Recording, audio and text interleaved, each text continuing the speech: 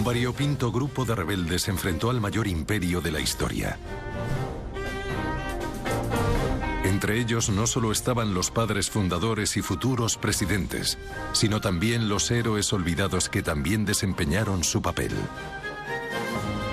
Hombres y mujeres cuyos extraordinarios actos de valentía y sacrificios son la auténtica historia de la Revolución Americana.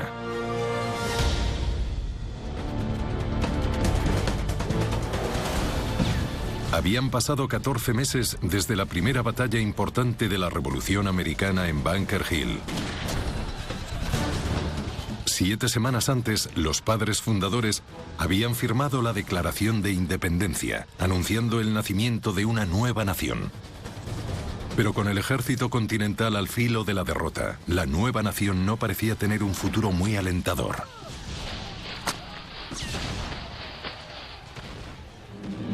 La guerra se había trasladado al sur, de Boston a Nueva York, donde George Washington y sus 19.000 soldados estaban siendo diezmados por los 32.000 casacas rojas del ejército británico. La mayor fuerza de invasión jamás reunida por el imperio. Los hombres de Washington no estaban a la altura de los experimentados soldados del rey. Los británicos consideraban a los americanos catetos, granjeros, campesinos, gente que no tenía experiencia ni práctica en la guerra. Y en general estaban en lo cierto. El ejército continental americano era una fuerza indisciplinada de voluntarios. El servicio militar duraba 1 año y pocos soldados permanecerían en el ejército durante toda la guerra. Pero alrededor de 100.000 hombres lucharían a las órdenes de Washington antes de que acabara la revolución. Otros 200.000 empuñarían sus armas como milicianos para defender los frentes locales y a veces lucharían junto a los continentales. Pero en los primeros años de la guerra, los patriotas estaban lejos de ser una fuerza unificada. Eran una turba indisciplinada y mal armada. En una semana de violenta lucha en Long Island, casi 1 millar de patriotas murieron o resultaron heridos, y otros 1.000 fueron capturados. Washington y la mitad de su ejército, unos 9.000 hombres, estaban acorralados en Brooklyn, de espaldas al East River. Los británicos cavaron una red de trincheras hacia la posición americana. Se estaban preparando para un asalto. La única ruta de escape posible para Washington implicaba cruzar el río. Pero la flota británica amarrada al sur de Manhattan se estaba preparando para navegar río arriba y cortarles el paso. Washington sabía que era cuestión de tiempo antes de que él y sus hombres fueran capturados o aniquilados. Fue un momento crítico. Si Washington y el grueso de su ejército se quedaban a luchar, les aplastarían y lo sabían. Era muy importante que se reunieran con el resto del ejército para poder luchar otro día. Si Washington perdía a su ejército, se acabaría la guerra. Ese era el problema al que se enfrentaba y que parecía ser insalvable. Lo que Washington necesitaba desesperadamente era tiempo para poder batirse en retirada antes de que atacaran los británicos. Y milagrosamente se levantó un viento huracanado del sur que impidió a la flota británica zarpar río arriba. Si la Armada Británica hubiera navegado por el East River, les habrían bloqueado el paso. El viento y la suerte estuvieron en su contra. Tenemos que actuar de manera agresiva, avanzar y presionar. Washington aprovechó inmediatamente ese golpe de buena suerte. Evacuaremos esta noche.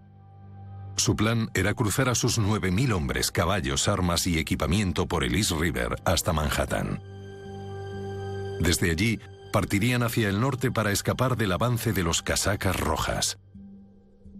La retirada debía realizarse en una sola noche y en silencio para pillar a los británicos por sorpresa.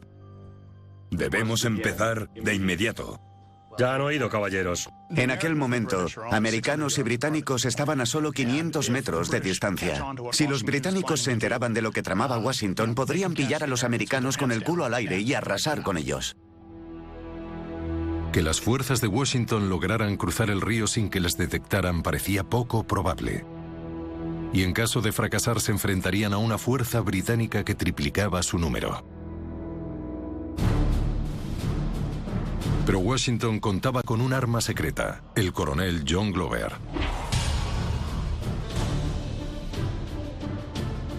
Un oficial al que describían como un terrier enfadado. Glover era un tenaz marino mercante de Massachusetts, conocido por llevar 2 pistolas de plata y un espadón escocés a la batalla.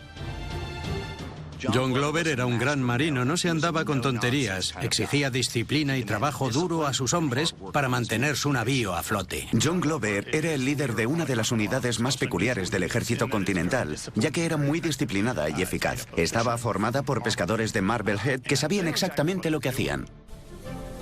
Glover y sus 1.200 marineros de Nueva Inglaterra poseían un gran conocimiento de las mareas y las corrientes, por lo que eran la elección perfecta para encabezar la operación. Glover no perdió el tiempo en poner en orden los recursos que necesitaba para organizar la arriesgada misión en una sola noche. Requisaremos todas las barcas, canoas, esquifes o balsas que encontremos y realizaremos la evacuación en relevos, con equipos de 10. Nos reuniremos en la orilla sur alrededor de medianoche. Era un tipo duro y no le importaba qué obstáculos tuviera que superar. El plan de evacuación de los patriotas era una apuesta desesperada. Pero parecía ser su única oportunidad de evitar una derrota desastrosa.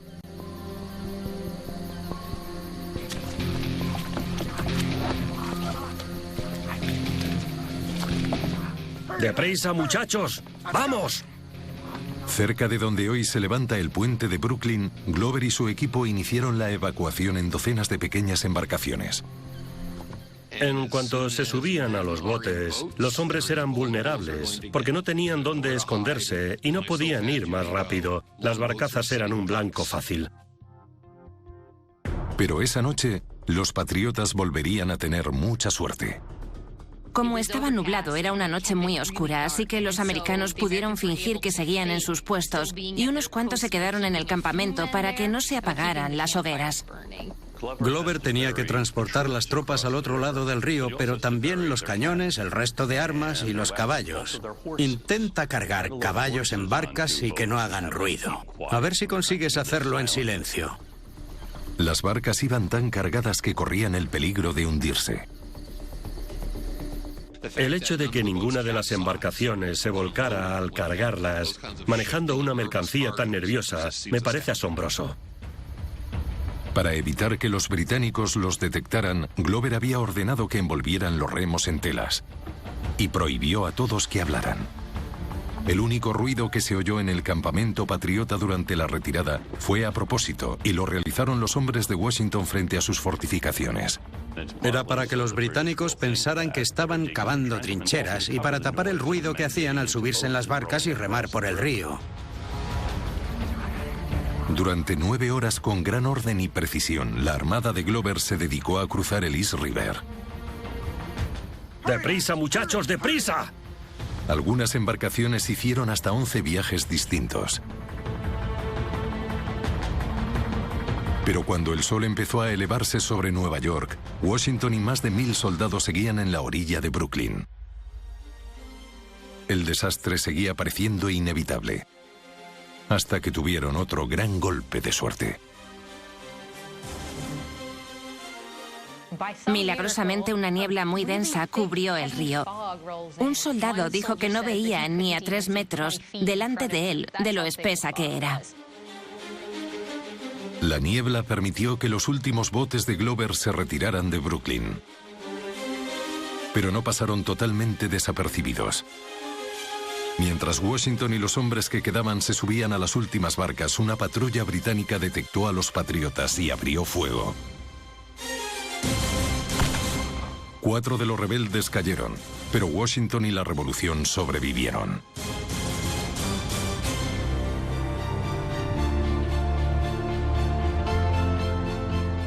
El plan ideado por Washington y ejecutado por John Glover había sido llevado a cabo al amparo de la noche y la niebla, logrando realizar una retirada casi perfecta.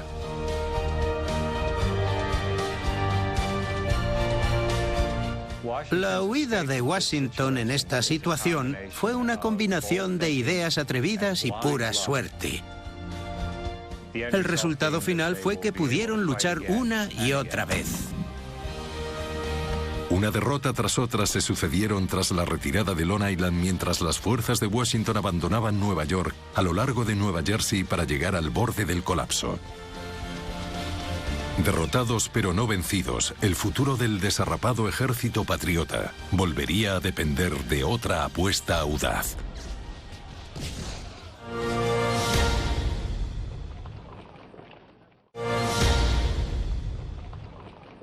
22 de diciembre de 1776. 3 días antes de Navidad, la revolución estaba prácticamente perdida para George Washington y sus fuerzas patriotas. En los 5 meses desde su milagrosa retirada de Long Island, había perdido todas las batallas. Y el 75% de su ejército. Los británicos le habían llevado de Nueva York hasta las tierras de cultivo de Pensilvania y solo quedaban 2.400 soldados continentales a sus órdenes.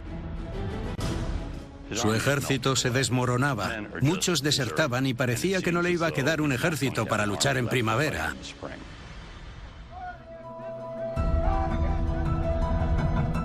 Por muy patriotas que fueran los que se unieron al ejército continental, no había muchos que se sintieran inclinados a quedarse de manera indefinida por una causa perdida. Y como el plazo de 1 año estaba a punto de cumplirse, a Washington le quedaban unos días hasta que desapareciera su ejército. Washington sabía que necesitaba una victoria decisiva para rescatar la revolución. Pero la idea parecía prácticamente imposible. General, es un espía que encontramos en el río. No soy un espía, solo buscaba un ternero. Dejadnos. Yo le interrogaré. Señor Honeyman. Es un placer volver a verle. Un ganadero y carnicero llamado John Honeyman estaba a punto de darle a Washington una oportunidad de oro para arrebatarles la iniciativa a los británicos. John Honeyman es uno de los grandes misterios de la revolución. Decían que era un espía que solo trataba con George Washington, pero algunos dudan, porque no hay muchos documentos al respecto. Muchos otros dicen que a lo mejor eso se debe a que no escribieron nada para mantener su identidad en secreto. John Honeyman nació en Irlanda. Con 29 años se alistó en el ejército británico y combatió noblemente en la guerra franco-india, por la que fue dado de baja con honores. Se llevaba bien con los británicos, lo cual le permitía moverse con libertad entre los británicos y los americanos. Era un espía clásico. Honeyman dejó que le capturaran porque tenía que transmitir una información vital. Trenton. Los hessianos. Sí, señor. Trenton, Nueva Jersey, estaba a 15 kilómetros cruzando el río Delaware. Allí estaban acampados 1.400 mercenarios alemanes. Como el resto del ejército británico, se habían atrincherado durante el invierno, cumpliendo con la tradición militar europea de respetar un alto el fuego hasta la primavera. La guerra era un poco diferente en aquella época. No era algo constante y absoluto, sino que era una operación estacional. Había muy pocas batallas en invierno y los ejércitos podían descansar en invierno. Honeyman creía que Washington podía obtener una victoria poco probable, infringiendo esta regla capital. Los hessianos han bajado la guardia, señor. La mitad están dormidos, borrachos o soñando con la Navidad. Un ataque en el momento justo sería devastador para los británicos. Washington aprobó un arriesgado ataque sorpresa. Lideraría su ejército el día de Navidad sobre el río helado para marchar sobre Trenton. Un edecán dijo haber visto a Washington garabatear sobre una hoja de papel mientras hablaba y explicaba el plan. Cuando después miró la hoja de papel, Washington había escrito «Victoria o muerte». Pero el trabajo de Honeyman no había terminado. Los americanos están hundidos y Washington La víspera del ataque se presentó ante el comandante hessiano Johann Roll. Durante aquel año, Honeyman había hecho creer a los británicos que era un espía leal al Reino Unido. Están hambrientos, enfermos. Honeyman informó a Roll de que había estado en el campamento americano. Le contó que estaban desorganizados, que les faltaba comida y material y estaban al borde del motín. Aunque la información era cierta en parte, el auténtico objetivo de Honeyman era que los hombres de Washington tuvieran una oportunidad mejor, dando a los hessianos una falsa sensación de seguridad. ¡Los machacaremos! El día de Navidad a las 4 de la tarde las fuerzas de Washington empezaron a cruzar el río por 3 puntos a varios kilómetros de distancia. La mayor fuerza de 2.400 hombres estaba liderada por el propio Washington. Una segunda fuerza de 1.500 milicianos empezó a cruzar río abajo. Y una fuerza más pequeña de 700 hombres cruzaría el río justo frente a Trenton. Washington y su destacamento debían cruzar a la otra orilla a medianoche para poder llegar a Trenton al amanecer. Era esencial para toda la operación que tomaran a los soldados alemanes por sorpresa y no lo vieran venir, que nadie les avisara de que se avecinaba un ataque, y el mejor momento para atacar era el amanecer. El mítico cuadro de Immanuel Lutz a menudo es criticado por representar a Washington de pie. Pero en realidad sí estuvo de pie mientras cruzaba el río junto a sus soldados. Las barcas que usaron fueron distintas a las que aparecen en el cuadro. Usaron barcazas para cruzar el río y los soldados habrían pasado de pie. No había asientos. Transportaban a los soldados igual que se haría más adelante en las playas de Normandía en 1944. Cuando las tropas de Washington lograron cruzar a la otra orilla eran las 4 de la madrugada. Con 4 horas de retraso era imposible que llegaran a Trenton al amanecer. Se les había echado el tiempo encima y además se enteraron de que los otros 2 frentes del ataque no habían podido cruzar. Así que contaba con una fuerza mucho menor y tuvo que tomar una decisión.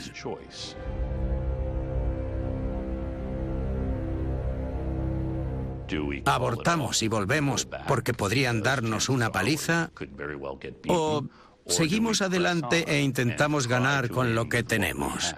Washington decidió continuar con lo que tenía y hacer lo que pudiera, dada la situación. Pero Washington no sabía que cualquier esperanza de sorprender a los hessianos estaba a punto de desvanecerse. Un espía de los británicos había presenciado el paso del río. O comemos, le dijo, o pasaremos hambre. Sí.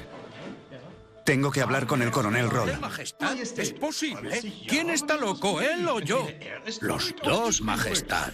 Los dos. Los dos.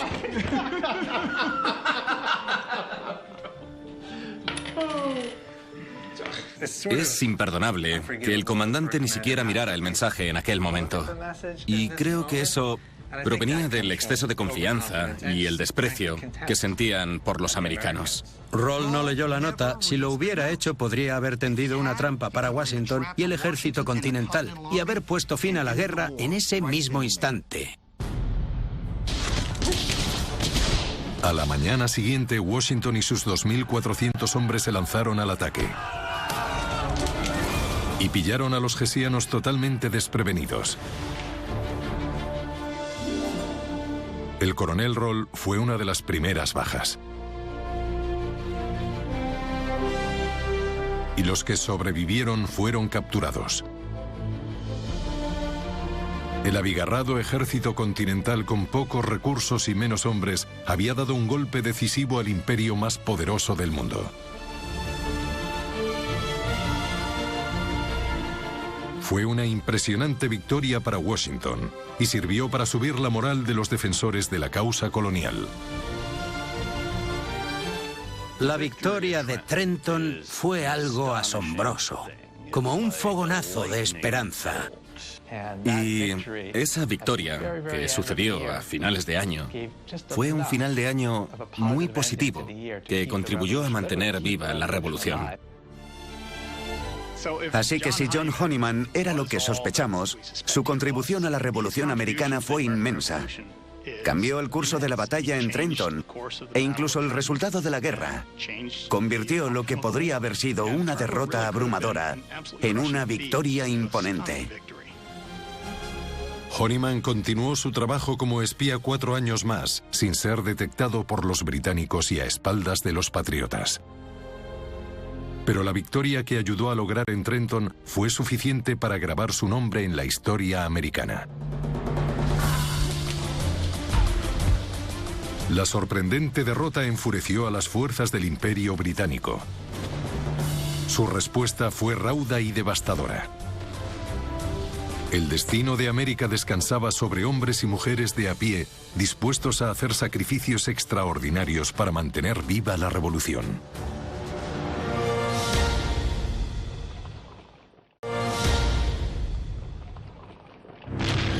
Batalla de Bound Brook, 13 de abril de 1777. Después de su humillante derrota en Trenton, los británicos juraron que aplastarían la rebelión colonial de una vez por todas. En 1777 recurrieron a una nueva estrategia para dividir las colonias en dos, haciéndose con el control de Nueva York, que estaba en el centro, y su importante bahía. La estrategia británica en ese momento era aislar Nueva Inglaterra. Si Gran Bretaña podía separar Nueva Inglaterra, el corazón de la rebelión, a lo mejor era capaz de poner fin a la revolución. Uno de los objetivos de los británicos era un almacén de suministros del ejército continental en Danbury, Connecticut. Mientras los soldados británicos registraban la ciudad y le prendían fuego, un mensajero patriota fue enviado a Fredericksburg, Nueva York, a pedir ayuda. Había que alertar a la milicia más cercana del ataque británico.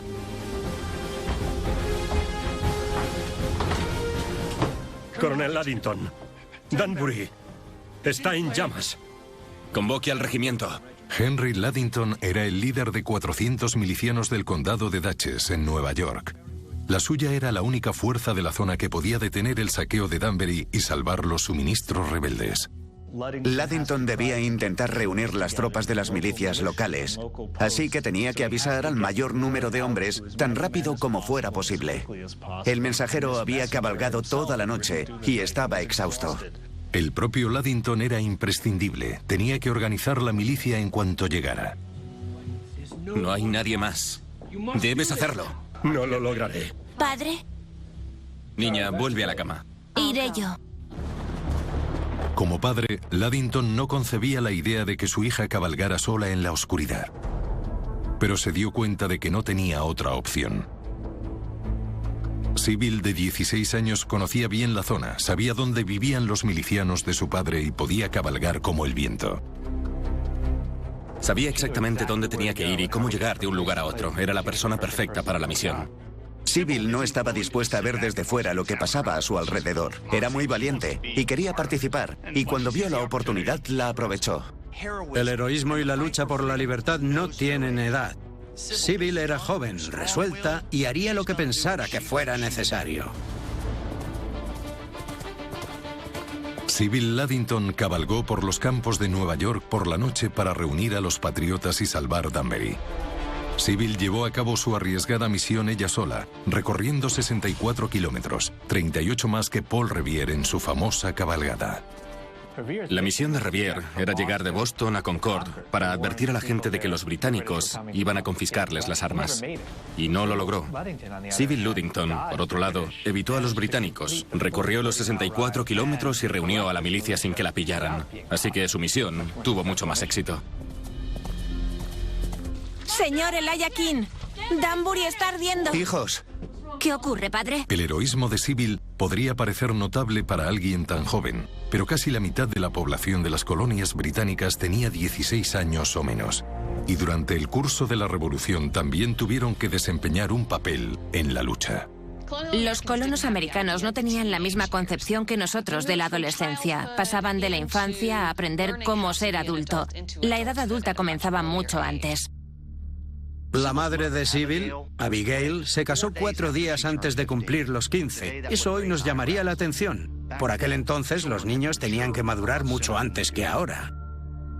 Durante la guerra, las milicias patriotas reclutaron miles de adolescentes y niños de hasta 10 años. El nombre más conocido de estos jóvenes milicianos sería el 7º presidente de Estados Unidos, Andrew Jackson. Se unió a la causa patriota con 13 años, pero fue capturado por los británicos en Carolina del Sur en 1781.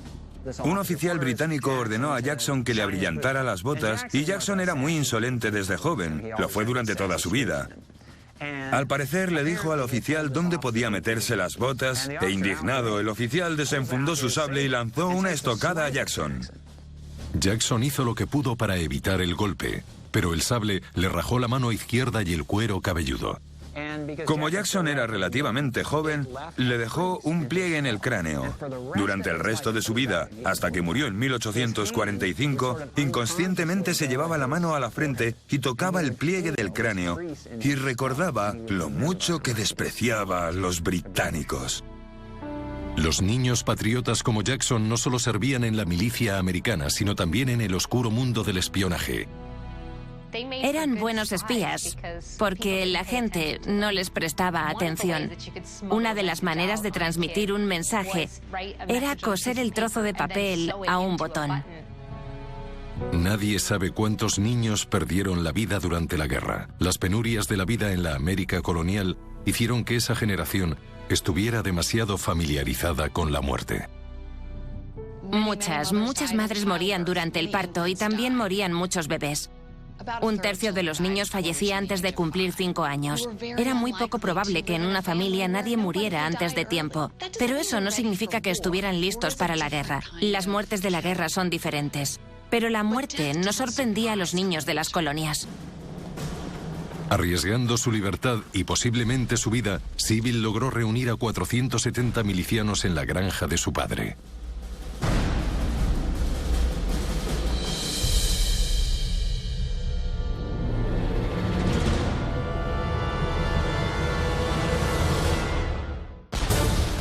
A la mañana siguiente se unieron a otros 2000 soldados americanos y milicianos y atacaron a los invasores británicos en Richfield, Connecticut. Las fuerzas británicas vencieron, pero la rápida y feroz respuesta de los americanos garantizó que nunca volvieran a invadir el interior de Connecticut. Pero el ejército del rey seguía superando en número y armas a los luchadores patriotas en todos los frentes. Y en el fondo, los líderes revolucionarios creían que perderían la guerra. Eso no significó que los rebeldes estuvieran dispuestos a dejar de intentarlo. Una sola bala no puede ganar una guerra. Pero nadie estuvo más cerca de refutar esa idea que Timothy Murphy, de 26 años. Estará a más de 200 metros. 250.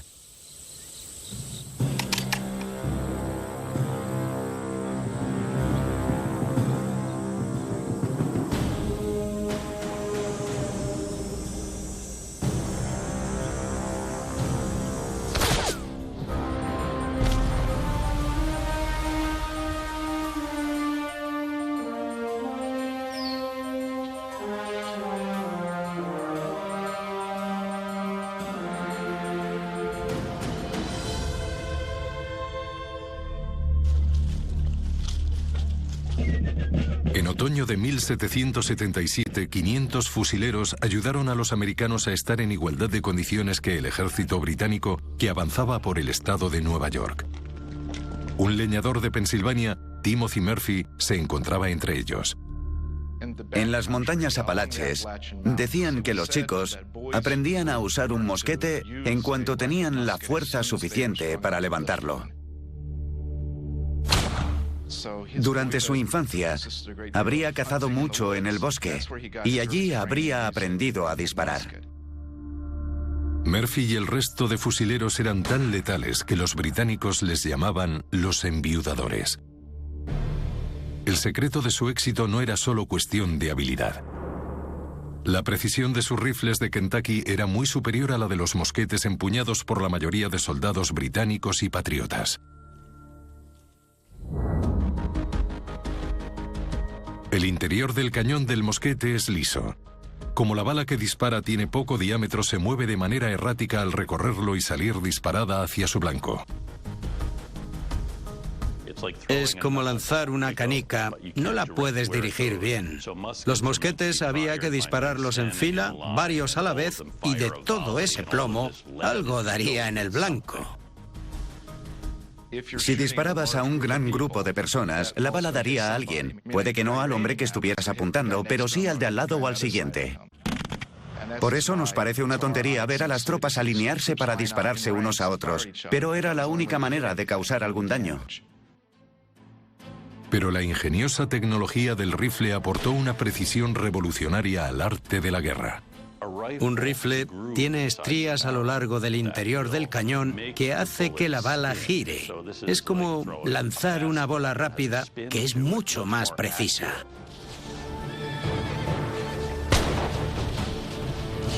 Los nuevos rifles permitían a los francotiradores hacer algo que nunca antes había sido posible en la guerra: derribar un soldado enemigo específico a una distancia de entre 100 y 300 metros. Y los blancos más valiosos para los americanos eran los oficiales británicos. Las tácticas de batalla británicas requerían que estuvieran en el grueso de la batalla, dirigiendo el disciplinado fuego de los casacas rojas y los movimientos de campo. Pero eso también los ponía en peligro. Incluso en Bunker Hill los americanos ya disparaban a los oficiales, porque si eliminaban a los mandos, sus hombres no sabrían qué hacer. Al dejarlos sin oficiales, como estaban acostumbrados a luchar en formación, se creaba el caos que los americanos necesitaban para ganar. Según las reglas de la guerra del siglo XVIII contempladas por los ejércitos europeos, no debían disparar a los oficiales. Se consideraba una especie de crimen de guerra, una violación de las normas, un acto poco caballeroso. Un caballero no disparaba a otro, pero en eso estaban especializados los fusileros de las montañas. Y es así como marcaban la diferencia en una batalla. El ejército británico dependía en gran medida de esta tradición, pero se dieron cuenta de que debían adaptarse para enfrentarse a esa nueva amenaza. Así que desplegaron su propia unidad de francotiradores,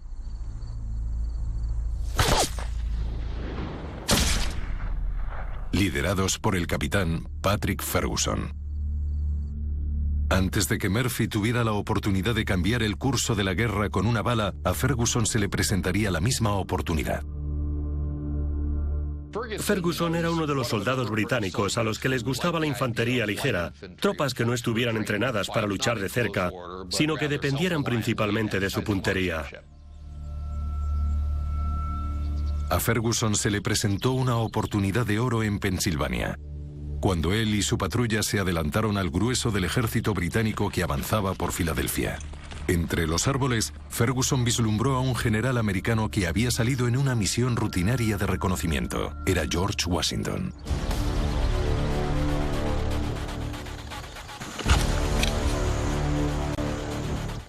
¡A mi orden!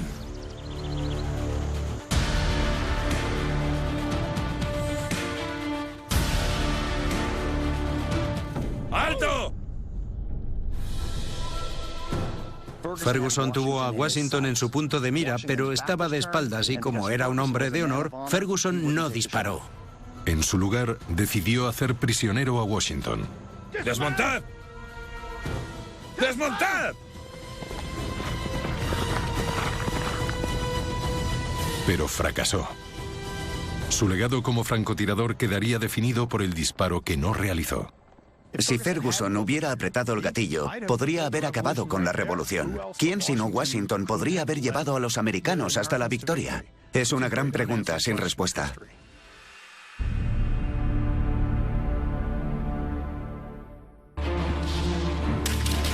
Un mes después, en la batalla de Saratoga, en Nueva York, los británicos estaban más cerca que nunca de lograr su objetivo de dividir a los rebeldes en dos. Su fuerza invasora de 7.000 hombres llevaba a la delantera a los 6.000 soldados continentales y a otros 6.000 milicianos.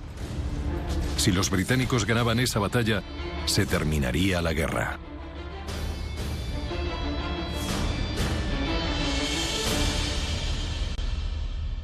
Liderando a sus tropas a una victoria casi segura estaba el brillante general británico Simon Fraser. El fusilero Timothy Murphy había recibido la orden de disparar al general, pero Fraser estaba a casi 300 metros. Murphy tenía muy buena puntería, pero era un reto incluso para él. En el caos de la batalla, que tuvo lugar en bosques alrededor de granjas, se dio cuenta de que desde donde mejor veía sería desde la rama de un árbol.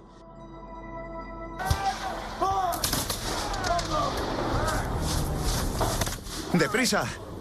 ¡Dispara! No aguantaremos mucho más.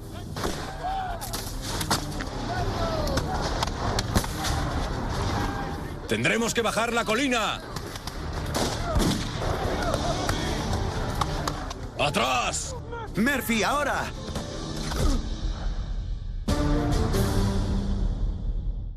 La muerte de Fraser mientras reunía a sus tropas fue un duro golpe para la moral británica.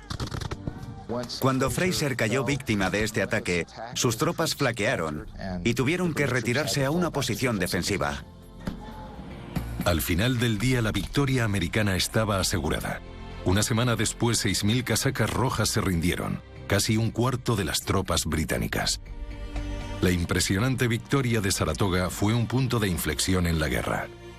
Saratoga no solo fue una gran victoria, sino que convenció a Francia de que los rebeldes podrían ganar la guerra y que Gran Bretaña podría perder. Así que el rey de Francia recibió a Benjamin Franklin en su corte y empezaron a trabajar en una alianza entre Francia y América. Ahora los americanos contaban con una importante potencia europea que se uniría a su equipo para dar una paliza a los británicos, que no les caía nada bien. Francia enviaría a los patriotas soldados, suministros y el equivalente a 13.000 millones de dólares actuales. La batalla de Saratoga preparó el camino para este avance, y en el corazón de esta victoria vital para los patriotas se encontraba la bala que con tanta precisión disparó Timothy Murphy. Pero mientras 1777 llegaba a su fin, el frío invierno en un lugar llamado Valley Forge amenazaría con destruir la renovada esperanza de los patriotas de alcanzar la victoria.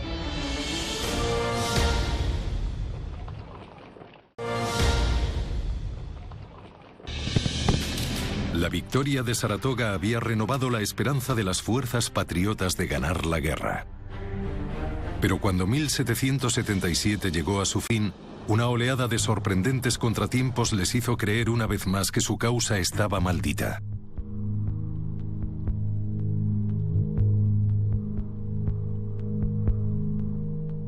La capital de Estados Unidos, Filadelfia, había caído en manos británicas, y el ejército continental de George Washington se desmoronaba ante sus ojos. Toma. Nada de carne, ha pasado una semana. No puedo servir lo que no tengo. ¡Serás desgraciado! ¡Solo quiero un poco de carne! 35 kilómetros al noroeste de Filadelfia, 11.000 hombres luchaban por sobrevivir a un peligroso invierno en un remoto pueblo llamado Valley Forge. El sistema de suministros se vino abajo. Había escasez de alimentos, medicamentos, mantas. Era una situación terrible. Y cuando faltaba comida, había más muertes. Partidas de hombres salían y entraban al campamento, pero a menudo regresaban con las manos vacías. Constantemente se quedaban sin comida, así que los hombres empezaron a comer corteza de árbol y a derretir la nieve para bebérsela.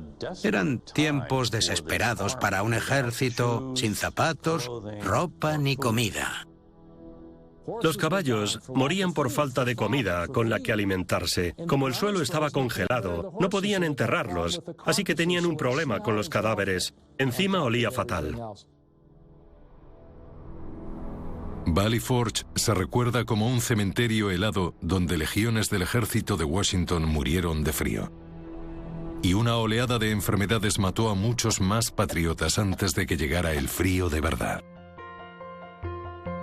El tifus, la disentería y la viruela asolaron el campamento. 2.500 soldados de los 11.000 acampados en Valley Forge acabarían muertos. Las reservas de comida del campamento no hacían más que menguar, y Washington temía por el futuro de su ejército. El Congreso había prometido que arreglaría el ineficaz sistema de suministros del ejército, pero eso llevaría tiempo. Sus tropas hambrientas necesitaban comida ya.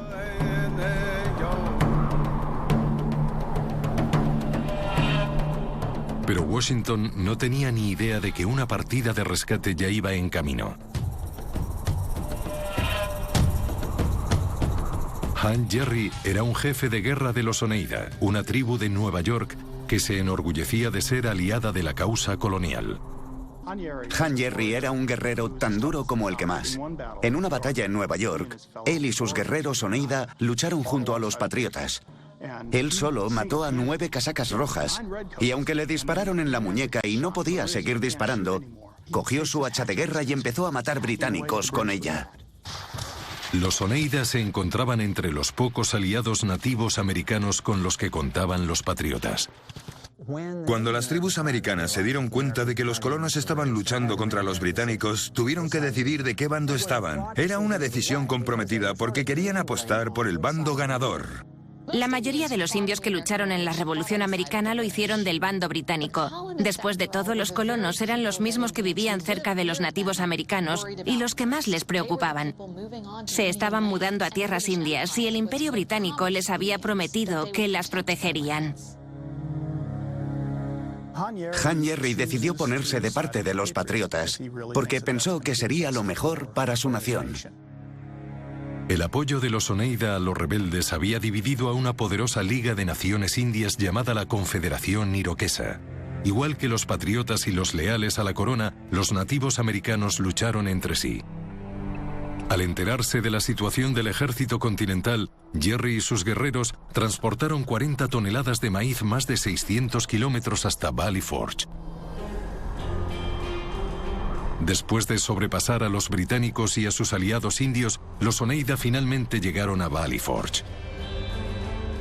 El maíz de los Oneida permitió que los hambrientos soldados de Washington aguantaran hasta que las líneas de suministro del ejército se restablecieran.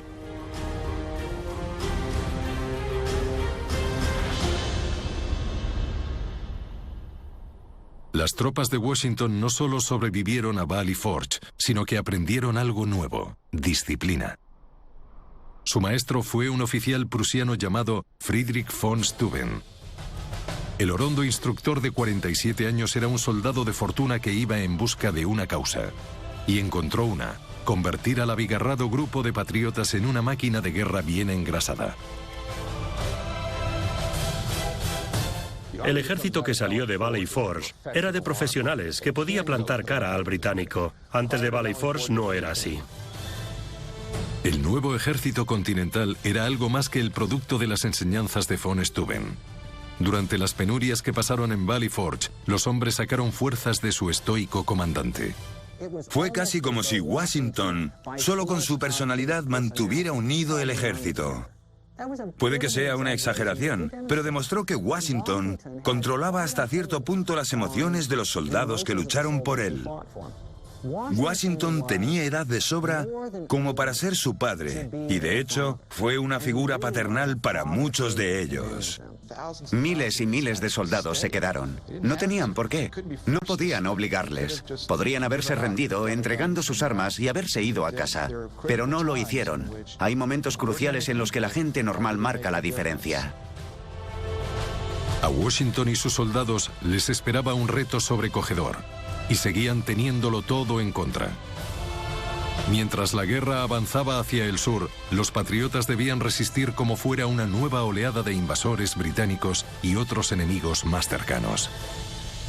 No se atrevían a soñar con la victoria, pero habían tomado una decisión y seguirían luchando hasta el final.